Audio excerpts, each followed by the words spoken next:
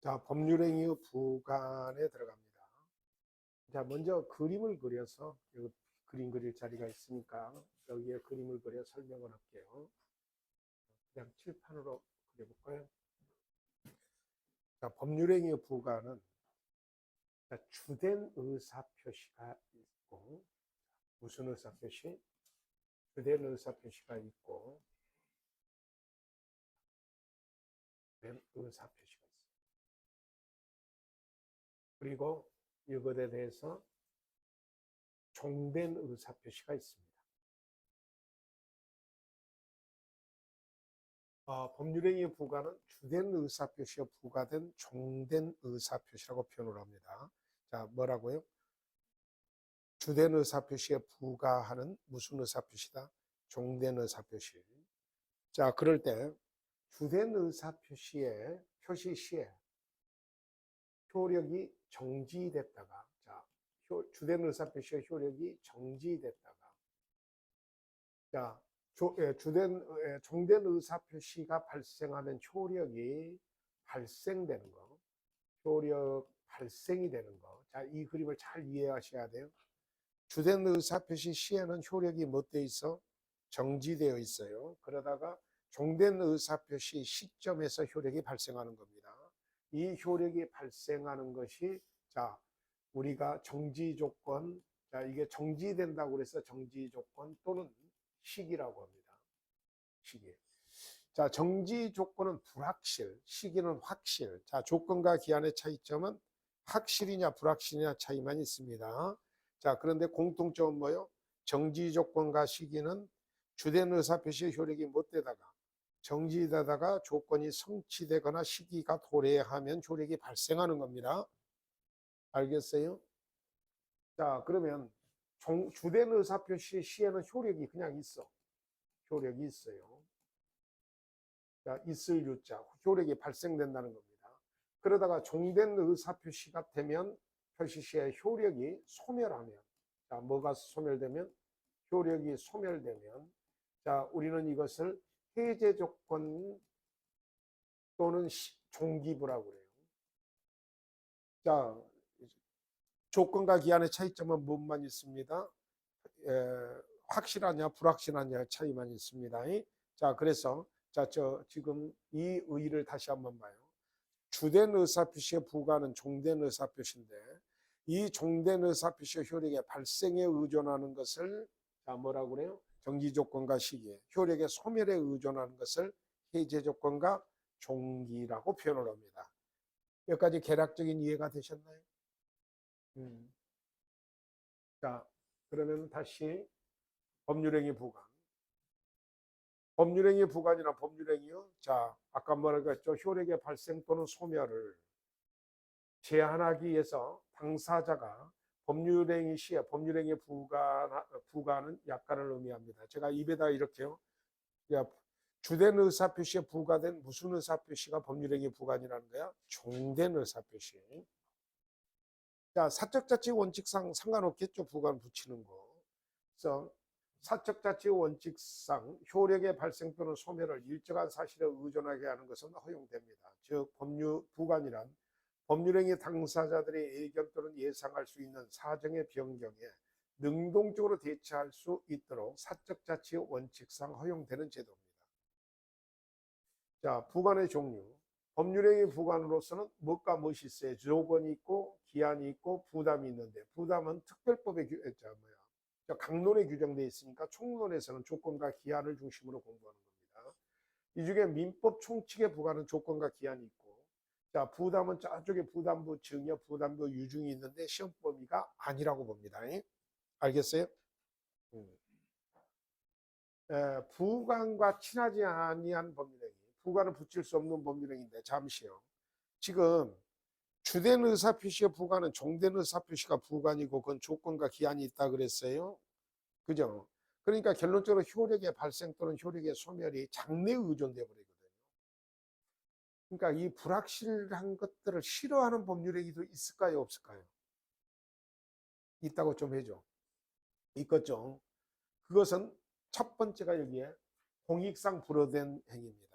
자, 눈구멍을 뽑아오면 뭐 돈 1억을 지급하겠다. 이런 것들은 그거 되겠어 안 되겠어?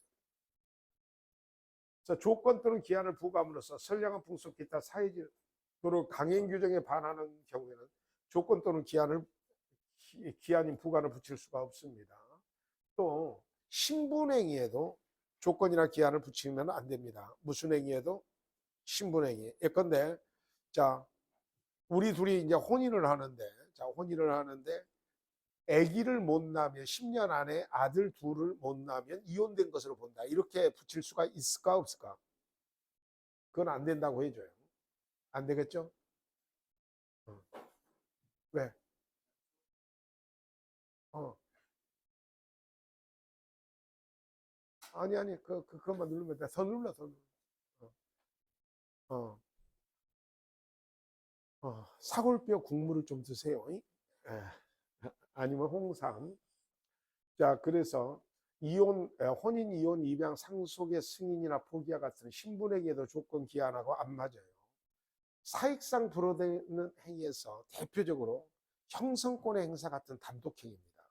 단독행위는 조건이나 기한을 붙이면 상대방만 너무 불이익해져요. 그래서 단독행위는 원칙적으로 조건과 기한을 붙이지 못합니다. 다만 상대방에게 유리한 단독행위나 상대방의 동의가 있는 단독행위 등은 조건을 붙일 수도 있습니다. 예외가 있는데 원칙적으로 붙이지 않는다는 겁니다. 또 조건에 친하지 않은 법률행위와 기한에 친하지 않은 법률행위가 있습니다. 자, 결론부터 말씀드리면 어음수표행위는 기한은 붙일 수 있어도 조건은 붙일 수 없습니다.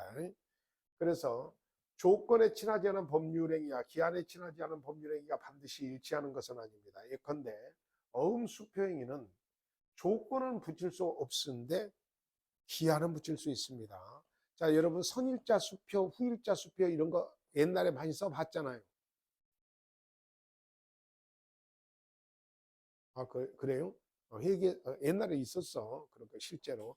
지금은 이제 카드가 일반화되면서 그런 것들이 없어서 그렇지. 있어요. 자, 그리고 조건부 어음 보증도 유효합니다. 자, 이것은 어음 보증 얘기고. 그러니까 어음 수표행위는 왜 기한과는 친한데 조건과는 친하지 않냐? 조건과 기한의 차이점은 확실이냐, 불확실이냐 차이야. 근데 아시겠지만 어음행위나 수표행위는 거래기에서 확실한 신뢰가 보장돼야 될까요? 안 돼야 될까요? 보장돼야죠. 근데 거기다 조건을 붙여버리면 더 불안정해져 버리죠. 근데 기한은 상관없다는 거예요. 기한은 반드시 도래하기 때문입니다. 자, 부관을 붙일 수 없는 법률행위에 부관을 부과한 경우 부관만 무효가 되는 것이 아니라 법률행위 전부가 무효입니다. 예컨대 신분행위에 조건을 붙인 경우 조건뿐만 아니라 신분행위 전부가 무효입니다. 자, 자식을 못 낳으면 이혼된 것으로 10년 안에 자식을 못 낳으면 이혼된 것으로 본다. 이 혼인은 유효해야 될까요? 혼인 자체가 효력이 없어야 될까요? 그렇죠. 그 다음에 타인의 누나를 뽑아오면, 자, 내 원수의 누나를 뽑아오면 뭐 얼마를 주겠다 이런 건 상상할 수 없는 범죄 행위잖아요. 예, 이런 법률행위 자체가 유효할 수 없습니다. 그러니까 조건의 의미인 조건이란 법률행위의 효력의 발생 또는 효력의 소멸을 장래의 불확실한 사실, 이게 포인트예요. 불확실한 사실의 성과 부에 의존하는 법률행위 부과입니다. 장래 반드시 실현된 사실은 기한이지 조건이 아닙니다. 대표적으로 갑이 사망하면, 자, 이런 것들은 조건이니까 기한이니까. 힌트, 갑은 반드시 죽습니다. 그러니까 도래가 확실해요? 안 확실해요? 확실하죠. 그러면 기한이 된다는 거야. 자, 조건은 뭐 돼야 돼요? 장래 불확실해야 됩니다. 그리고 자, 장래 반드시 실현되는 사실은 기한이 조건이 아니다. 그리고 과거의 사실은 당사자가 알지 못하더라도 조건이 아닙니다. 자, 이것은 나중에 금방 공부할 거예요. 기성 조건이 되는 겁니다. 자, 조건은 법률행위의 효과의 발생 또는 소멸에 관한 것이며 법률행위의 성립에 관한 것이 아닙니다. 자, 법률행위의 성립에 관한 것은 한 번만 더요. 당사자 목적 의사표시가 성립에 관한 거죠. 자, 예를 들어 27회 주택관리사 보시험에 합격하면 자동차를 사주겠다. 주된 의사표시는 뭐예요? 자동차를 사주겠다가 주된 의사표시죠. 자, 근데 조건의 성취는 뭐예요? 합격이죠. 자, 라는 의사표시를 한 경우 의사표시를 한 날 권리가 발생하지만, 자, 이건 이제 정지 조건이에요. 후에 시험에 합격하여 자동차를 청구할 수 있는 법률 효과가 발생한다는 점을 구별해야 합니다. 즉 권리의 성립 시점과 권리의 행사 시점이 달라. 자, 여러분은 자, 나는 합격할 거야. 따라서 해보세요. 합격할 거죠? 그래서 여러분만큼은 주택관리사 시험의 합격은 기한입니다. 그런 걸 해요, 우리끼리. 알겠죠? 지금 제가 이렇게 문제 드리고 막 하고 있는 거 있잖아. 그거 그냥 따라만 오시면 돼요. 알겠죠? 잘 따라오시고 있죠? 자, 조건이 대기한 요건입니다. 조건은 법률행위 내용이므로 당사자가 임의로 정한 것이어야 하며, 법정 조건은 법이 정한 조건은 조건이 아닙니다. 예컨대 여러분 법정 조건을 할 때 법인 설립은 자, 정관이 작성돼야 되고 주무관 측의 허가가 있고 등기가 되어야 한다. 법이 정해놓은 조건이죠. 이것은 당사자의 의사표시에 부과된 조건이 아니에요. 그래서 예를 들어 법인 설립행위에서 주무관 측의 허가, 토지거래 허가 구역 내에 토지 매매 계약에서 강할 가축의 허가, 유언에 있어서 유언자의 사망, 또 수유자의 생존 등은 법에서 요구하는 요건인 법정 조건이므로 의사표시에 부과된 사적 자치의 자유 사적 자치에 의해서 부과된 종된 의사표시가 아니라는 뜻입니다. 조건은 당의 법률행위를 구성하는 의사표시와 일체적인 내용을 이루는 것이므로 의사표시의 일반 원칙에 따라 조건을 붙이고자 하는 의사, 즉 조건 의사와 그 표시가 필요하며 조건 의사가 있더라도 그것이 외부에 표시되지 않으면 법률행위의 동기에 불과할 뿐이고 그것만으로 법률행위 부과로서의 조건이 되는 것은 아닙니다. 자, 정지조건부 법률행위의 입증 책임이라고 써져 있는데 이게 지금 뭔 얘기냐면은 자 보세요. 지금 자 주된 의사표시가 있고 생략하겠습니다. 자 종된 의사표시가 있는데 자 정지 조건은 주된 의사표시 효력이 정지되어 있다가 자 종된 의사표시의 조건 성취가 되면 자 성취가 되면 효력이 뭐 된다 그랬죠? 발생되죠. 그러면 자 이 효력 발생을 자 이 조건 성취를 못 하는 자가 조건 성취를 누가 입증을 해야 되냔 말이죠.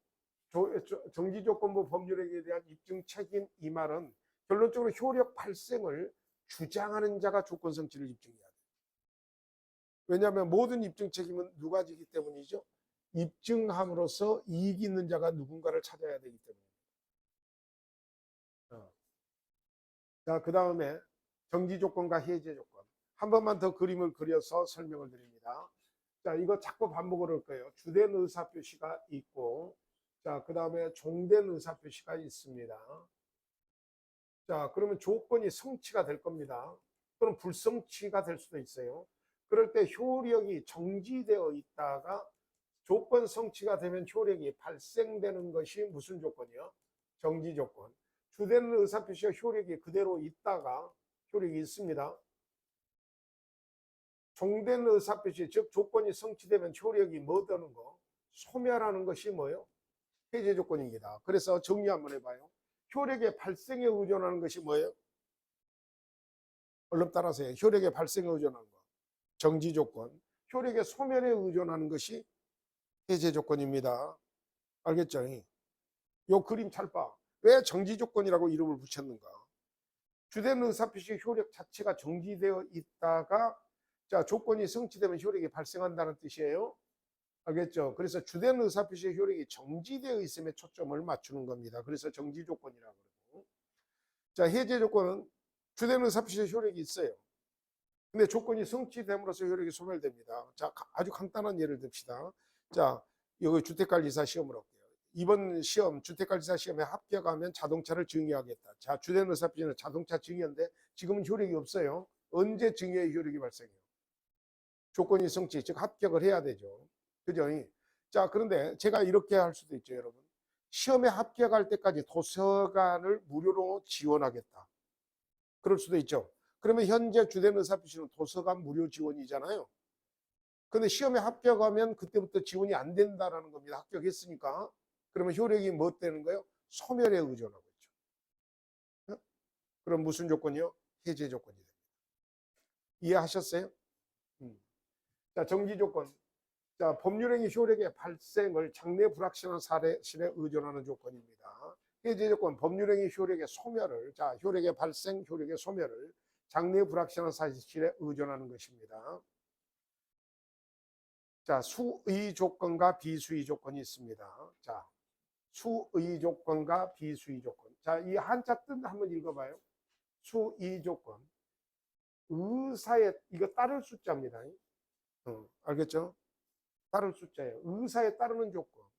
그 다음에, 자, 비수의 조건은 의사에 따르지 않는 조건인데, 우연의 일치로 발생하는 조건, 혼성 조건 등이 있습니다. 자, 그러면 수의 조건 중에 단순 수의 조건이 있고 순수 수의 조건이 있는데, 자, 순수 수의 조건은 요거 결론부터 말씀드립니다. 요 책을 읽기 전에 결론. 자, 무효입니다. 자, 이런 거요. 마음에 내키면 자동차를 증여하겠다. 자, 주된 의사표시는 뭐죠? 자동차 증여인데 조건 성질은 뭐죠? 마음이 내키면. 그런데 마음이 내키면 순수히 나의 의사에만 따르고 있죠. 객관적인 사실관계가 들어가 있어, 안 들어가 있어? 안 들어가 있죠. 자, 이럴 때는 그냥 이 법률행위, 즉, 자, 자동차 증여 계약은 무효예요, 무효. 알겠습니까? 알겠어요? 읽어봅니다. 조건의 성취가 전적으로 당사자의 일방적 의사에 의존하는 조건을 의미합니다.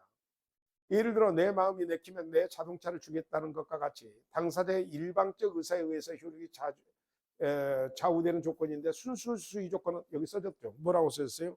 무효입니다. 단순 수의 조건. 자, 단순 수의 조건은 유효합니다. 유효. 요거 디귿이 이제 가장 핵심이요. 디귿번이. 아니 이제 A, B, C가 단순 수의 조건은 유효합니다. 내가 강원도를 여행하게 된다면 오징어 한 축을 선물하겠다. 자, 주된 의사표시는 뭐죠? 오징어 한 축 선물이에요. 참고적으로 한 축이 20마리일 겁니다. 한 축이 20마리. 별로 중요하지 않습니다. 자, 선물하겠다. 자, 그런데 이건 자, 내가 강원도 여행이라는 사실관계도 결합되어 있어야 안 돼 있어요. 있죠. 자, 읽어봅니다. 갑자기 오징어 먹고 싶네요. 조건의 성취가 당사자의 일방적 의사에 의존하지만 그 밖에 다른 사실 상태의 성립도 요구되는 조건을 의미합니다. 예를 들어 내가 강원도에 가면 이 오징어를 사주겠다는 것처럼 당사자의 일방적 의사뿐만 아니라 다른 사실 상태도 있어야만 하는 조건입니다. 자, 그러면 이제 순수 수의 조건만 무효다 이것만 기억해 주세요. 그러면 단순 수의 조건은 유효합니다. 그러면 이제 우성 조건이나 혼성 조건은 어떻게 되냐고 물어봐죠. 당연히 유효합니다. 뭐라고요? 당연히. 자, 우성 조건은 한자 뜻 그대로 한번 읽어보세요. 우연히 성립한 조건이라는 뜻입니다. 알겠죠? 자, 그런데 혼성 조건은 수의하고 비수의가 결합되어 있는 조건이라는 뜻이에요. 읽어봅니다. 예를 들면 내일 눈이 오면과 같은 조건의 성부가 당사자의 의사에 관계없이 우연히 성취될 수 있는 조건을 의미하는데 우성 조건은 항상 유효합니다. 우성 조건은 유효해. 이런 겁니다. 자, 헷갈리면 안 돼요. 갑과 을이 혼이라면, 자, 갑과 을이 혼이라면 병인 내가 너에게, 자, 정에게 건물 증여를 하겠다. 이것은 혼성 조건입니다. 우성 조건입니다.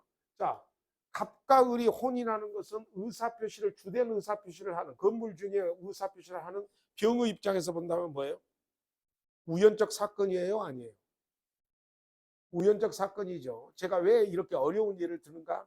조금 있으면 알아. 어찌됐건 주된 의사표시를 하는 병의 입장에서는 갑과 을의 혼인은 우연적 사건이죠. 그렇다고 좀 해줘. 이거 우성 조건이야. 자, 그 혼성 조건. 자, 예를 들면 내가 을려와 결혼한다면과 같이 당사자의 의사뿐만 아니라 제3자의 의사가 혼합돼야 성취할 수 있는 조건인데 혼성 조건도 당연히 유효한데 자, 절 보세요. 지금 자, 위에 그림하고 어떻게 되는 거 봐요? 병인 내가 을과 혼인을 한다면 갑에게 자, 건물을 증여하겠다. 지금 위에 혼인의 문제가 끼어 있지만은 많이 달라요. 지금 주된 의사표시를 하는 자가 누구예요? 병이죠. 건물 증여 의사표시를 병이 누구한테 했어요? 갑한테 했죠. 그렇다고 해죠. 근데 이 조건 성취는 어떻게 되죠? 갑과 을이 혼인을 해야 돼요. 그죠? 병과 을이 혼인을 해야죠. 그러면 병과 을이 혼인을 하려면 잘 봐요. 병은 혼인의 의사가 있는 건 수이죠. 그죠? 근데 을이 병에게 혼인의 의사가 있는 것은 병의 입장에서 본다면 우성입니다. 우연이에요. 이렇게 섹시하게 생길 수도 우연인 거예요. 그러니까 이쪽에서 이쪽의 혼인의 의사는 우성이고 이쪽에서 이쪽의 것은 수이죠. 의사에 맞는 거잖아. 그러니까 이쪽의 수이야 이쪽의 우성이 결합되니까 혼성이라는 뜻이야. 자, 위쪽을 봐봐. 갑과 을 사이의 혼인은 병의 입장에서는 두 개 다 우성이죠. 우연이죠. 알겠어요? 그래서 혼인만 나오면 자, 이 혼성 조건에 대표적으로 혼인으로 예를 들 수밖에 없어요. 근데 혼인만 나오면 헷갈려 하셔가지고 위에도 그냥 새 혼인 나오면 혼성이다 그렇게 찍어버리면 안 돼요. 알겠습니까? 자, 외부적인 혼인을 내 입장에서 본다면 우성인데 내가 갑녀와 혼인을 한다면 그러면 나의 수의와 자 을려는 뭐가 있죠? 자, 비수의, 즉 다시 말하면 우성입니다. 그래서 수의하고 비수의하고 결합되면 혼성이 돼요. 알겠어요? 자, 혼성 조건도 당연히 유효합니다. 그렇게 깊게 시험에 안 나오겠지만 나오면 좀 헷갈리니까. 자, 가장 조건입니다. 이것도 이제 시험에 꽤 많이 나오는 겁니다. 조건이 선량한 풍속 기타 사유질서에 반할 때는 여기요 잘 들어봐요. 이 법조문 잘 읽어봐요. 조건이 선량한 풍속 기타 사유질서에 반하는 경우 조건이 무효라고 그랬어요. 법률행위가 무효라고 그랬어요. 그렇죠. 법률행위가 무효지 조건만 무효라는 말이 아니에요. 그죠? 그래서 예컨대 무슨 범죄를 조건으로 해서 건물을 증여하겠다 이런 것은 건물 증여 계약만 유효하고 이게 조건만 무효가 아니라 전부 다 법률행위 장체가 다 무효입니다. 자, 2번, 3번이 헷갈려요. 조건이 법률행위 당시 이미 성취한 경우, 자, 성취한 것인 경우 이것은 기성 조건이라고 해요. 그 조건이 정지 조건이면 조건 없는 법률행위가 되고 해제 조건이면 그 법률행위가 무효가 됩니다. 조건이 법률행위 당시 이미 성취할 수 없는 것인 경우 자, 성취할 수 없어. 그러면 이게 기성 조건일까요? 이것은 불능 조건일까요? 발생할 수 없으니까 불능 조건입니다. 그것이 자, 여기 이제 요거 기성 조건이 있고 자, 불능 조건이 있죠. 이 밑에. 자, 이 불능 조건이면 그 조건은 해제 조건이면 조건 없는 법률행위가 되고 정지 조건이면 법률행위는 무효가 되는데 요건 조금 이따가 그림을 그려 설명을 드릴게요. 알겠습니까? 그러면 그 전권 먼저 합시다. 자, 먼저 가짜 조건. 가장 조건이란 형식적으로 조건처럼 보이지만 실질적으로 조건의 요건 등을 갖추지 못한 조건을 볼 수 있는데 자, 법이 정한 조건은 조건이라고 그랬어요? 아니라고 그랬어요? 아까부터. 아니라고 그랬어요. 자, 조건은 당사자가 자, 주된 의사표시에 부과하는 종된 의사표시. 의사표시는 사적 자치를 뜻하는 거잖아요. 그래서 조건은 당사자가 임으로 부과하여야 하므로 법에서 요구하는 조건, 이건 조건이 아닙니다. 예컨대 사단법인 설립행위는 주무관청 허가가 있어야 된다. 이건 법이 정하는 조건이잖아요. 그렇다고 해줘. 이러한 법정 조건으로는 법인 설립에서 주무관청의 허가, 유언에 있어서 유언자의 사망, 수증자의 생존, 미성년자가 법률행위에 있어서 유효하려면 법정 대리인의 동의가 있을 것. 이런 건 법이 정한 조건입니다. 자, 불법 조건. 자, 예를 들어서 갑이라는 사람을 살해 조건으로 1억. 자, 주된 의사표시는 1억을 주겠다라는 의사표시인데 조건 성취는 뭐예요? 살해죠. 그것처럼 조건이 선량한 풍속 기타 사회 질서에 반하는 것을 말합니다. 불법 조건이 붙어 있는 법률행위는, 자, 아까도 봤지만은 조건만이 무효가 아니라 법률행위가 무효라고 했죠. 그래서 법률행위는 조건만 무효가 아니라 법률행위 전부가 무효입니다. 자, 그 다음에 기성조건. 자, 기성조건과 불능조건인데 요건 그림으로 설명을 드립니다. 자, 지금 정지조건 구조를 먼저 자, 여기다가 주된 의사표시가 있고 종된 의사표시가 있어요. 자, 종된 의사표시. 자, 그런데 자, 효력이 정지되어 있다가 종된 의사표시에서 조건이 성취되면 효력이 뭐 되는 거죠? 발생하는 거고. 자, 효력이 없다가, 자, 효력이 있다가, 자, 종된 의사표시가 되면 효력이 소멸되는 거예요. 자, 그래서 위에는 정지 조건이 되고 밑에는 무슨 조건이 돼요? 자, 어서 말을 해요. 해제 조건이 되죠. 자, 그런데 자, 이 그림을 잘 보셔야 돼요. 지금 기성조건이라는 뜻은 이 주된 종된 의사표시가 주된 의사표시 전에 성취가 되어버렸다는 뜻이에요. 그러니까 이미 조건이 성취되어 있다는 뜻입니다. 내 말 이해가 되죠? 그러면 처음부터 정지 조건은 처음부터 효력이 못 돼 있을까요? 발생되어 있죠. 그렇다고 해죠. 자, 그러면 밑에는 효력이 못 되어 있을까요? 소멸되어 있죠. 조건 성취가 되면 효력이 소멸하는데 이미 소멸되어 있잖아요. 위에는 뭐예요? 발생되어 있죠. 그러면 정지 조건일 때는 효력이 이미 발생됐으니까 주된 의사표시만으로 효력이 있다는 말이야. 그러니까 조건 없는 법률행위가 되는 거예요. 알겠어요? 그러면 밑에는 뭐가 될까요? 해제 조건은 이미 효력이 소멸되어 있죠. 자, 그렇죠? 그러니까 이미 소멸되어 있으니까 무효가 된다는 겁니다. 자, 읽어봐요. 기성 조건은 법률행위 당시 이미 성취된 조건을 의미합니다. 조건은 장래의 사실에 하는 것이므로 과거의 사실이나 현재의 사실은 조건이 될 수 없습니다. 기성 조건에 정지 조건이 붙어 있으면 아까 멋없는 법률행위가 돼. 효력이 발생하니까 조건 없는 법률행위. 알겠죠? 그 다음에 기성 조건에 해제 조건이 붙어 있으면 그 법률행위는 뭐예요? 무효입니다. 예를 한번 들어봅시다. 자, 주택관리사 시험에 합격하면 자동차를 증여하겠다 해서 이미 합격되어 있어요. 그러면 자동차 증여만 문제가 되는 거죠. 알겠죠? 이번 시험에 합격할 때까지 내가 생활비를 지급하겠다 그랬는데 이미 떨어져 버렸어요. 합격하면 갈 때까지 생활비를 지급하겠다 그런데 이미 시험에 떨어졌어요. 그러면 생활비를 지급할 필요가 없죠. 그러니까 효력이 처음부터 생활비 지급의 계약은 무효라는 뜻이에요. 자, 불능조건. 자, 이 그림에서 불능조건은 이 조건 성취가 아무리 가도 조건 성취가 된다는 거야, 안 된다는 거야? 안 되죠. 그러면 이 그림에서 봐봐. 불능조건은 효력의 정지가 끝까지 가고 있는 거예요. 그러면 정지 조건일 때는 효력의 정지가 끝까지 가니까 무효죠. 근데 해제 조건은 결론적으로 효력의 소멸이 될 가능성이 없고 계속 주된 의사표시만으로 효력이 계속 발생되어 있죠. 그죠? 그러니까 자, 만약에 불능조건이라면 불능조건에 정지 조건이 붙어 있다면 자, 이것은 무효이고 해제 조건이 붙어 있으면 그것은 조건 없는 법률행위가 된다. 자, 그 내용이 써져 있어요.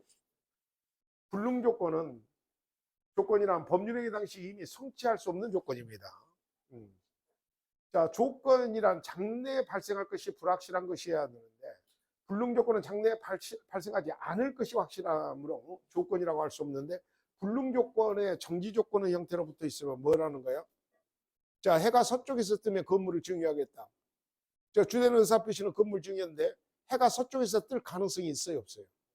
그러니까 계속 정지만 계속되고 있잖아. 그러니까 무효입니다. 자, 불능조건의 해제 조건 하면 자, 조건, 여러분 해가 서쪽에서 뜰 때까지 생활비를 지급하겠다 그러면 뭐죠? 결론적으로 생활비 지급을 해주겠다는 뜻이야 그냥. 알겠어요? 그렇다고 해줘. 해가, 그러니까 결론적으로 조건을 놓고 그냥 생활비 지급을 계속 해주겠다는 계약이라는 뜻이야. 알겠어요? 어, 어, 뜰 때까지. 음, 어. 그러니까 뜰 때까지. 어, 어. 그러니까 조건 없는 법률행위라니까 그냥 이유를 그게 요 글자 갖고 해가 서쪽에서 뜰 때까지 그러면 200년, 300년 이런 뜻이 아니라 그냥 생활비 증여 계약이 체결된 거다 이런 뜻으로 이해하라니까. 어, 알겠지? 어. 자, 그 다음에 조건부 권리. 자, 조건부 권리는 자, 여러분 조건 성취 전에도 일종의 권리가 될 수 있습니다. 자, 일종의 기대권 내지 희망권입니다. 자, 조건부 권리는 조건부 법률행위의 효력이 발생되기 전이라도 당사자는 조건의 성취로 인하여 일정한 이익을 얻게 될 것을 기대할 수 있는데 이러한 당사자가 가지는 기대 내지 희망의 권리를 의미하는데 이런 걸 일종의 무슨 권이라 그래요? 기대권 내지 희망권이고 기대권 내지 희망권이 대표적인 재산권입니다. 그것도 여러분 아파트 분양권은 잘하면 분양을 못 받는 경우도 가끔은 있죠. 그죠? 그런데 어찌됐건 자 일정한 요건을 갖추면 이제 그 입주권이 생기는 거잖아요. 그죠? 그런데 그거 거래계에서 일종의 재산으로서 거래될 수 있는 거예요, 없는 거예요? 있는 거죠.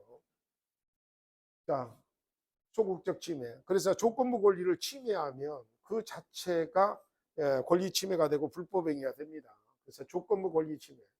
조건 있는 법률행위 당사자는 조건의 성부가 미정인 동안에 조건의 성취로 인하여 생길 상대방의 이익을 해하지 못합니다. 조건부 법률행위의 당사자는 조건 성부가 미정인 동안에 물론 조건 성취되어 권리가 확정된 경우에도 마찬가지로 상대방의 이익을 해하지 못하면 당연한 거고 조건의 성취로 인하여 생길 상대방의 이익을 해하지 못합니다. 조건부 권리를 침해하는 경우 불법행위에 기한 손해배상을 청구할 수도 있고 예를 들면 정지조건부로 정의한 예컨대 시험에 합격하면 토지를 증여하겠다. 그런데 토지를 누가 제3자가 불법적으로 가설 건축물을 건축했다. 그러면 철거 권리가 생긴다는 뜻입니다. 토지를 증여자가 그 조건 성취 전에 제3자에게 토지를 매각하여 제3자 앞으로 등기가 경료된 경우 수증자는 조건 성취를 전제로 증여자를 상대로 손해배상을 청구할 수도 있다는 겁니다. 자, 조건부 권리도 하나의 권리가 되고 재산권이 된다는 것만 끄떡끄떡 해주시면 돼요. 됐어요? 적극적 보호. 조건부 권리도 양도 상속 담보 다 돼요. 그래서 조건의 성취가 미정인 권리 의무는 일반 규정에 따라 처분, 상속, 보존, 담보 다 할 수 있습니다. 자, 조건 성취 후의 권리.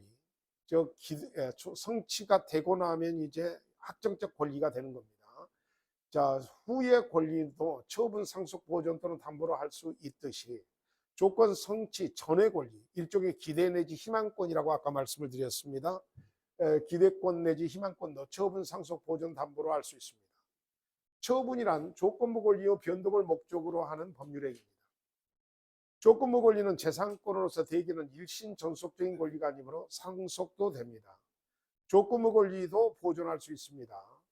예컨대 대표적으로 조건부 권리하면 매매 예약이라든지 대물 변제 예약에 따른 가등기 담보 같은 거. 이거 조건부 권리거든요. 예를 들어 부동산 상의 조건부 권리에 의해 가등기를 할 수 있고 그리고 조건부 권리에 대해서 장래 이행의소를 제기할 수도 있고 보존 처분도 가능합니다. 보존 처분은 가압류, 가처분을 말하는 거예요. 뭘 말한다고? 예. 담보로도 할 수 있습니다. 자, 조건부 권리를 위하여 담보를 설정할 수 있다는 의미입니다. 물론 조건부 권리 자체를 담보로 제공하는 것을 말하는 게 아니라 이 조건부 권리를 보존하기 위해서 가등기 같은 예약 안결권, 매매 예약 안결권 행사를 조건부로 해가지고 가등기를 해놓기도 해요. 시간이 나면 자세한 강의를 드릴 겁니다. 자, 조건 성취 불성취와 조건 성부의 의제. 조건 성취 불성취에 대한 반신의 행위. 자, 신뢰를 배반하는 행위를 반신의 행위라고 그래요. 조건 성취로 불이익을 받을 당사자가 뭐라겠어요? 자, 신의 성실에 반하여 조건 성취를 방해했어. 자, 그러면 상대방은 그 조건이 성취된 것으로 주장할 수 있어요. 자, 예를 한번 들어볼게요. 시험에 합격하며 건물을 증여하겠다, 자동차를 증여하겠다 그래서 아무래도 열심히 가장 앞장서서 열심히 공부해서 합격할 것 같아요. 그래서 시험 보는 그날 꼭꼭 묶어놔 버렸어. 그러면 조건 성취로 내가 자동차를 증여하니까 불이익을 받을 당사자잖아. 근데 신의 측에 반해서 조건 성취를 지금 못 하고 있어요. 방해하고 있죠. 그죠? 그러면 자동차 증여를 주장할 수 있다라는 뜻이에요. 조건 성취로 인하여 불이익을 받을 당사자가 신의 성실에 반하여 조건 성취를 방해할 때는 상대방 그 조건이 못된 것으로 주장할 수 있어요. 성취된 거로. 그래서 건물 증여를 주장할 수 있습니다.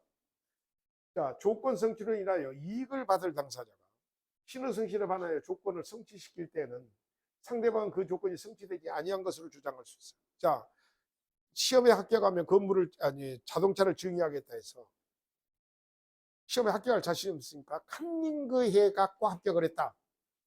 자, 그러면 신의 성실에 반해서 조건을 성취한 거잖아요. 칸닝그해서라도 합격하세요. 근데 예를 들어서 그렇다는 거야.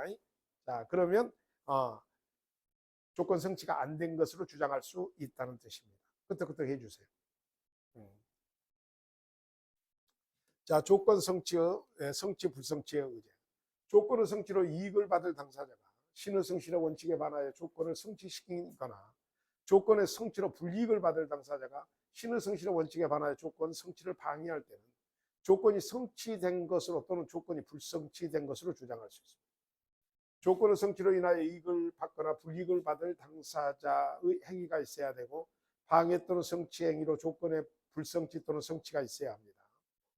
방해행위 또는 성취행위가 신의 성실에 반해야 되고 방해행위는 고의에 의한 경우뿐만 아니라 가실에 의한 경우까지 포함됩니다. 자기, 부작이 다 들어갑니다. 자, 교령. 조건은 성취, 불성취가 되었다고 주장할 수 있습니다. 조건 성취를 방해하는 행위 등은 또 불법행위나 채무불이행이 되므로 상대방은 이에 대해서 손배를 청구할 수 있습니다. 자, 조건 성취 후의 효력. 정지 조건이 있는 법률행위는 조건이 성취한 때로부터 효력이 생깁니다. 정지 조건은 뭐예요? 주된 의사표시의 효력이 정지됐다가 조건이 성취되면 효력이 발생한다 그랬잖아요. 해제 조건이 있는 법률에는 조건이 성취한 때로부터 효력을 뭐돼요? 소멸합니다. 당사자가 조건 성취의 효력을 성취 전에 소급하게 할 의사를 표시할 때는 그 의사에 의합니다. 원칙적으로 소급여가 있다 없다. 없는 뒤 당사자의 의사로 소급여를 인정할 수도 있다는 뜻입니다.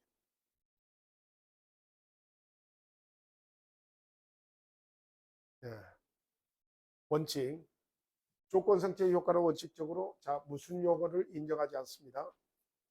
예외. 당사자가 조건 성취의 효력을 성취 전에 소급하게 할 의사를 표시한 경우 그 의사에 의하여 소급여가 인정될 수 있습니다. 그러나 이 소급여로 제3자의 권리를 해치지 못합니다. 입증책임. 언제나 입증책임은 입증함으로써 이익 있는 자가 진다 그랬죠. 그래서 조건 성취 사실에 대해서 입증책임은 조건의 성취로 인하여 법률행위의 효력이 확정되었음을 주장하는 자. 자, 정지 조건의 경우는 권리를 취득하는 자, 해제 조건의 경우는 그것 때문에 효력 소멸, 즉 의무를 면하는 자가 부담합니다. 자, 조건에 대한 공부가 끝났으면 이제는 어디에 들어가죠? 조건, 기한에 들어갑니다.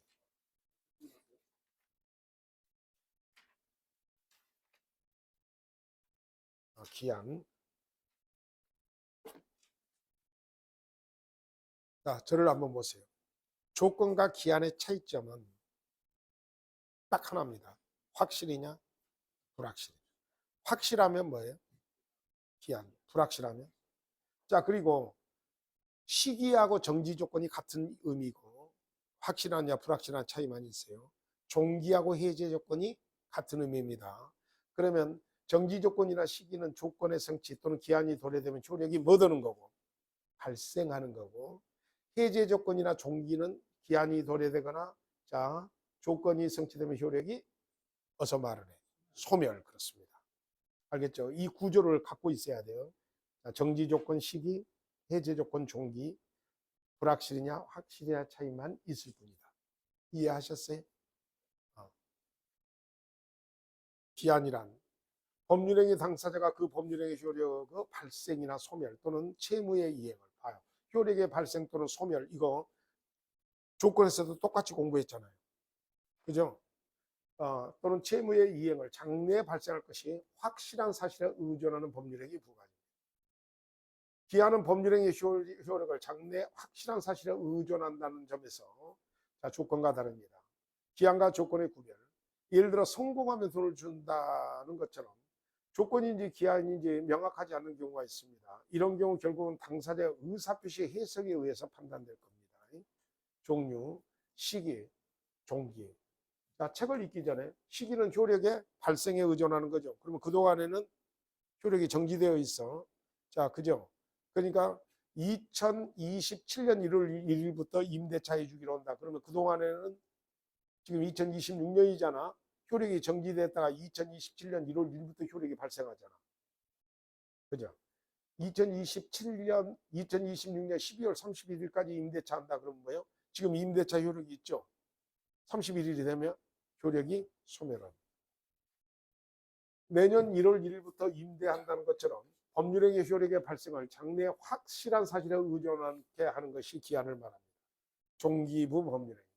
올해 12월 31일까지 임대차 한다는 것처럼 법률행위 효력을 소멸케 하는 기한을 말합니다. 자, 기한은 확정기한과 불확정기한이 있는데, 자, 갑이 사망하면 이 사례가 대표적으로 불확정기한입니다. 갑은 죽어요, 안 죽어요? 그러니까 발생 사실이 장래 확실합니다. 근데 언제 죽을지 몰라. 확정기한. 미성년자가 성년자가 되는 것처럼 시기가 확정되어 있는 것이 확정기한이고 대부분 확정기한을 붙입니다. 불확정기한. 갑이 사망했을 때 우리 집 개가 죽으면 첫눈이 올 때 등 발생하는 것이 확실한데 그 발생 시기가 확정되어 있지 않는 기한을 의미합니다. 첫눈이 올 때 이건 빼고 그냥 갑이 사망할 때 이 사례로 들으세요. 알겠죠? 너무 문학적이야. 첫눈이 올 때. 첫눈은 언제 오는 거죠? 1월 1일 날 오는 눈이 첫눈인가? 지역마다 다르죠. 자, 효력입니다. 잠시 쉬었다 오겠습니다. 지치기도 하고.